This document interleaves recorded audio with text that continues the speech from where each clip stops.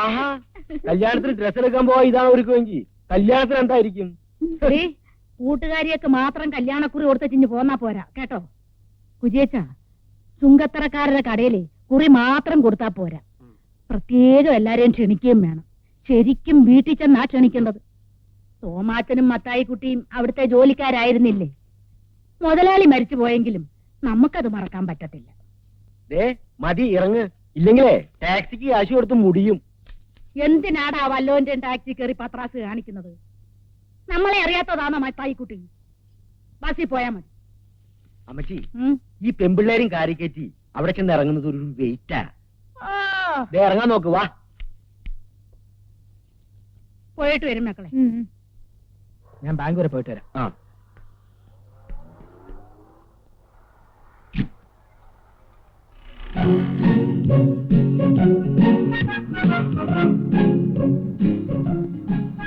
ഇറ്റാന്റെ ആള് വന്നിട്ടുണ്ട്.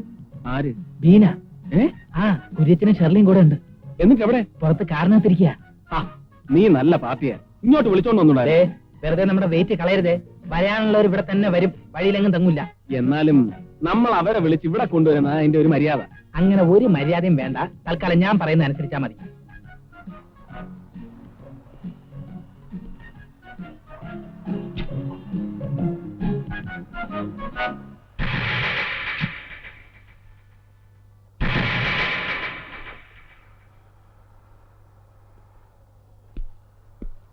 തങ്കച്ചന്റെ ഈ പ്രപ്പോസൽ അവിടെ എങ്ങനെ വന്നു?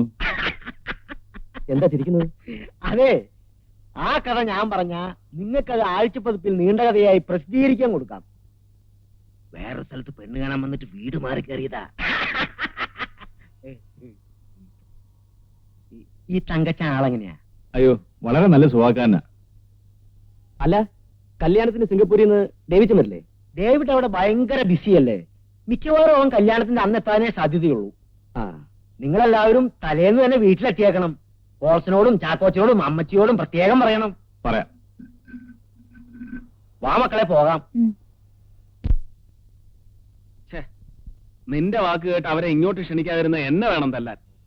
കല്യാണ ഡ്രസ്സ് അവര് ചുങ്കത്തറയിൽ നിന്ന് എടുക്കുകയാണെങ്കിൽ പിന്നെ നമ്മൾ ജീവിച്ചിരുന്നിട്ട് കാര്യമില്ല. അല്ലേ ചായ? നമ്മുടെ പയ്യന്മാരാരെങ്കിലും പറഞ്ഞിട്ട് അവരെ ഇങ്ങോട്ട് വിളിപ്പിച്ചാലോ? മിണ്ടിപ്പോരുത്. ഇനി ഒരു ഒറ്റ കാര്യത്തിന് നിന്റെ അഭിപ്രായം ചോദിക്കുന്ന പ്രശ്നമില്ല. അത് ഇച്ചായൻ ചോദിച്ചില്ലെങ്കിലും പറഞ്ഞു തരേണ്ട എന്റെ ചുമതലയല്ലേ? റോയ്ച്ച, നീ എന്റെ പണി നോക്ക്. വരുന്നുണ്ട്.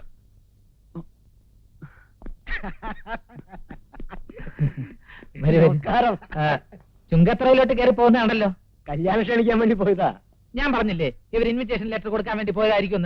കല്യാണ ഡ്രസ്സ് അവിടുന്ന് എടുക്കുമെന്നായിരുന്നു ഇച്ചായന്റെ ടെൻഷൻ. ഒരു വാക്ക് പറഞ്ഞാ പാലിക്കുന്നവരാ തെക്കും തലക്കാര്. ഇവിടുന്ന് എടുക്കൂന്ന് പറഞ്ഞാ ഇവിടുന്ന് എടുക്കൂ. വരൂ, നമുക്ക് ഡ്രസ് സെലക്ട് ചെയ്യാം. പുതിയ സ്റ്റോക്ക് എല്ലാം പുറത്തിറക്കാതെ വെച്ചിരിക്കുക. നിങ്ങൾ എടുത്ത ശേഷം ബാക്കിയുള്ളത് ഡിസ്പ്ലേ ചെയ്താൽ മതി എന്നാ ഇച്ചായം പറയുന്നത്. അല്ല, അത് പിന്നെ മാജം ഇത്തിരി കൂടുതലാ. സ്വല്പം. അങ്ങനെയുള്ളവരെ എനിക്കും ഇഷ്ടം. അങ്ങനെയാണെങ്കിൽ നിങ്ങൾ രണ്ടാളും സംസാരിച്ചേക്ക്. നിങ്ങളോ? ഞാൻ കൂടെ വരാം. നീ ഇവിടെ നിൽക്കേ. അവിടെ നിൽക്കേ. പോയിട്ട് വരാം. എവിടേക്കാ പോണേ? നമുക്ക് ഇവിടെ സംസാരിച്ചോണ്ട് നിൽക്കാന്നേ. എനിക്ക് ഈ കട കാണുമ്പോ 49 വെള്ളപ്പൊക്ക ഓർമ്മ വരുന്നേ. ഇതെങ്ങനെയുണ്ട്? കൊള്ളാല്ലേ?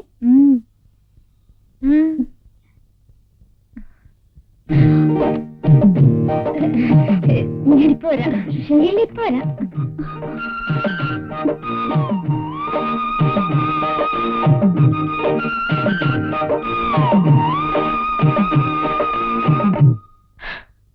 അവസാനം അങ്ങനെ കാഞ്ഞിരപ്പള്ളിക്കാര് കുറെ തിരുമുലുകാര് വന്നു. കുടിക്കാൻ എന്തെങ്കിലും പറയട്ടെ? ഇപ്പൊ ഒന്നും വേണ്ട. എന്താ പറഞ്ഞേ? കുടിക്കാൻ എന്തെങ്കിലും പറയട്ടെ? അല്ല, ഞാനെന്താ പറഞ്ഞേ? കാഞ്ഞിരപ്പള്ളിക്കാര് കുറെ തിരുമുലുകാര് അവിടെ വന്ന് കയറി. ഞാനവരെ ഒതുക്കി. രാത്രിക്ക് രാത്രി. ഇനി കുറച്ചു നേരം ചേട്ടൻ ഇവിടെ തനിച്ച് സംസാരിച്ചോണ്ടിരിക്കുക. ഞാനിപ്പം വരാം. എടുക്കണ്ടേ? ഷെർലി ഒന്നും എടുക്കുന്നില്ലേ? ചേച്ചി സെലക്ട് ചെയ്തിട്ട് ഞാൻ എടുക്കാം. ചേച്ചി ഒരു ഗ്രാം സെലക്ഷൻ നടത്തിയിരിക്കല്ലേ? മനസ്സിലായില്ല. ഇച്ചായനെ സെലക്ട് ചെയ്ത കാര്യമാ പറഞ്ഞു. തമാശ പറഞ്ഞാണോ? പകുതി തമാശയായിട്ടും പകുതി സീരിയസ് ആയിട്ടാ പറഞ്ഞു.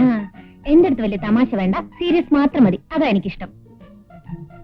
പിന്നെ കൂട്ടുകാരിയുടെ കട്ട് പീസ് മോഷണത്തിന്റെ കാര്യവും പറഞ്ഞ് ഇനി എന്നെ ബ്ലാക്ക്മെയിൽ ചെയ്യാൻ വരരുത്. അത് വളരെ ചീപ്പാണ്. ഇതിനൊക്കെ ഉരുളക്കുപ്പേര് പോലുള്ള മറുപടികൾ തരാൻ എനിക്ക് അറിയാഞ്ഞിട്ടല്ല. പക്ഷെ വേണ്ട, അത് തന്നോടുള്ള സോഫ്റ്റ് കോർണർ അല്ല, തന്റെ ചേച്ചിയോടുള്ള കൺസിഡറേഷനാണ്. അങ്ങനെയുള്ള ഒരു കൺസിഡറേഷനും ആവശ്യമില്ല കേട്ടോ. എന്താ റോയ്?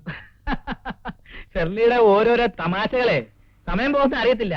ഈ ഫലിത ബന്ധുക്കളിലെ സ്ഥിരമായിട്ട് ഒരു ഷെർലിയുടെ പേര് കാണാറുണ്ടല്ലോ. ആ ഷെർലിയാണോ ഈ ഷെർലി? അല്ല, അല്ല, അത് ബുദ്ധിയുള്ള ആരെങ്കിലും ആയിരിക്കും. കല്യാണ നിശ്ചയവും മനസ്സമ്മതവും കഴിഞ്ഞിട്ട് പിന്നെ കെട്ടു നടക്കാതിരുന്ന ഇഞ്ചക്കാടൻ ജീവിച്ചിരുന്നിട്ട് എന്നാ കാര്യം? അതും പെണ്ണ് വീട്ടുകാര് വേണ്ടെന്ന് വെച്ചാ. തോമാച്ചന്റെ മകളെ തന്നെ മരുമകളാക്കാൻ ഇഞ്ചക്കാടൻ തീരുമാനിച്ചതാണടാ നമ്മുടെ വിജയം. അങ്കിൾ എന്തായി പറയുന്നേ? ഈ കല്യാണം നടന്നാൽ അത് നമുക്ക് കിട്ടുന്ന ഏറ്റവും വലിയൊരു അടിയായിരിക്കും. കല്യാണം നടന്നെങ്കിലല്ലയോ? നിങ്ങൾ നോക്കിക്കോ, കല്യാണ ദിവസം പള്ളിയിൽ എന്നാ നടക്കുമെന്ന്. എന്നാ കാര്യം തെളിച്ചു പറയാങ്ങളെ. പെണ്ണിന്റെ കാര്യങ്ങളൊക്കെ നോക്കുന്നതേ സിംഗപ്പൂരിലുള്ള അവളുടെ കൊച്ചച്ഛനാ. അയാൾ എന്റെ ഏറ്റവും അടുത്ത സുഹൃത്താ. കല്യാണത്തിന്റെ അന്ന് മോർണിംഗ് ഫ്ലൈറ്റിൽ അയാളെത്തും.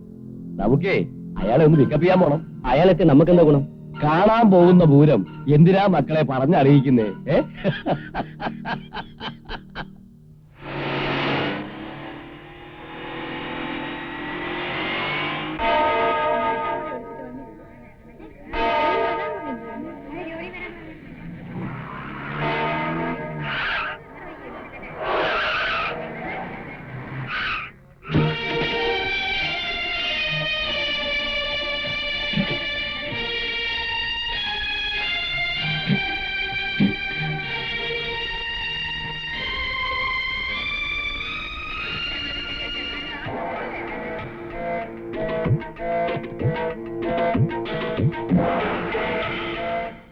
മോനെ, അവനെ ഇതുവരെ കണ്ടില്ലല്ലോ. എന്റെ അമ്മച്ചി കല്യാണത്തിന് മുമ്പ് ദേവിച്ചിരിങ്ങ് എത്തും. അമ്മച്ചി ഒന്ന് സമാധാനപ്പെടും. അവൻ വന്നില്ലെങ്കിൽ എനിക്ക് എങ്ങനെയാടാ ഒരു സമാധാനം? വിവാഹ ഉടമ്പടി ചെയ്യുവാൻ പോകുന്ന നിങ്ങൾ രണ്ടുപേരും വലതു കൈ ചേർത്ത് പിടിച്ചുകൊണ്ട് ദൈവത്തിന്റെയും തിരുസഭയുടെയും മുമ്പാകെ സമ്മതം പ്രകടമാക്കുക.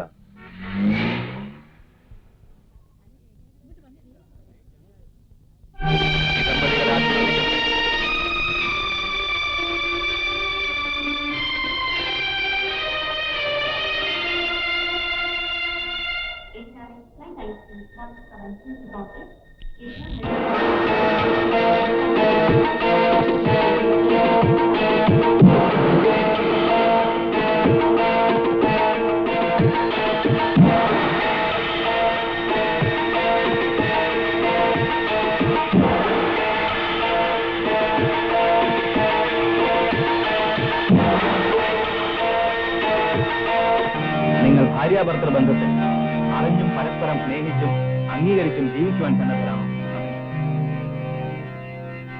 ഇല്ലയാ കൊച്ച, ഈ കല്യാണം നടത്താൻ ഞാൻ സമ്മതിക്കത്തില്ല. അത് മതി.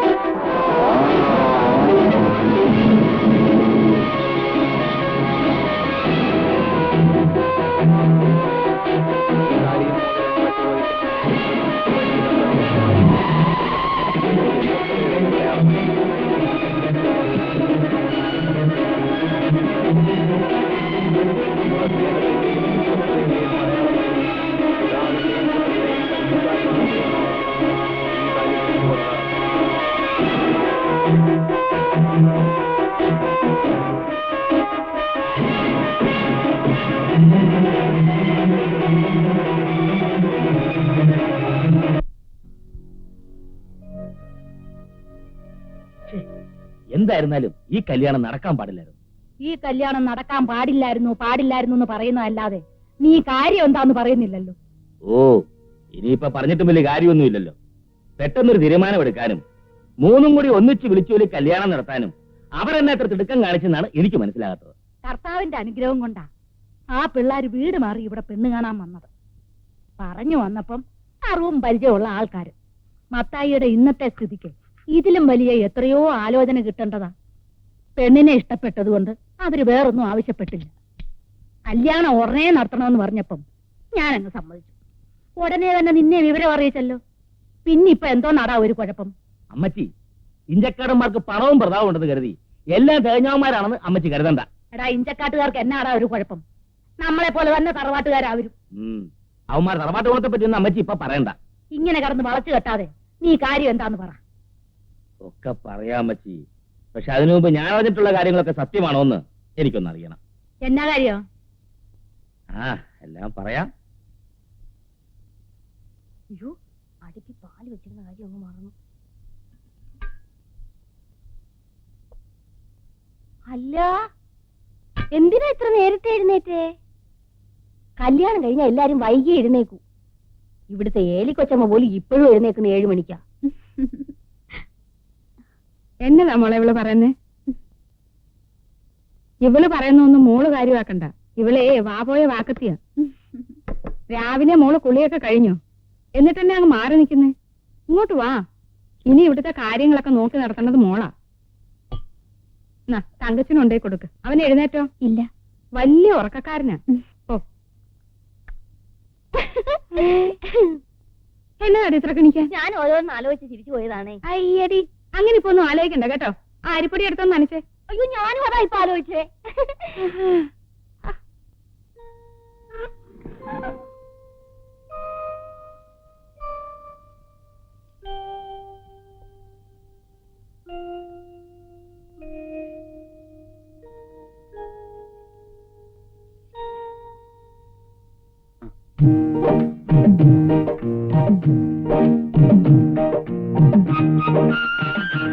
ഇതെപ്പ എഴുന്നേറ്റ് പോയി?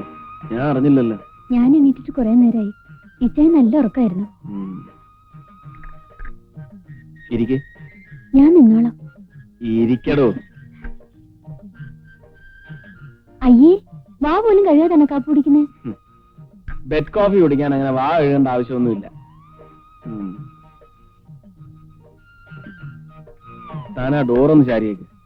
നമുക്ക് കുറച്ചു നേരം വെറുതെ ഇവിടെ ഇങ്ങനെ. എന്താ? അയ്യോ വേണ്ട, അപ്പുറത്ത് എല്ലാരും എഴുന്നേറ്റിട്ടുണ്ട്. ഇതിനൊക്കെ വേണ്ടിയിട്ടുള്ള ലൈസൻസ് അല്ലേ ഈ വിവാഹം എന്നൊക്കെ പറയുന്നത്? അവരെഴുന്നേറ്റാ നമുക്കെന്താ? നീയല്ലേ? അയ്യോ, ഞാൻ പോവാ. ഇനി വന്നേ. വീടന്നേ. വീണേ, ഇവിടെ വാ.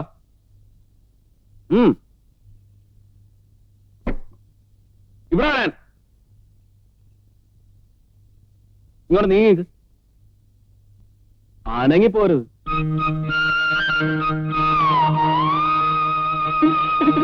ഇനി ഇടയ്ക്കൊക്കെ ഫ്രീ ആകുമ്പോ ഇതുപോലെ ഇങ്ങോട്ട് വരണം.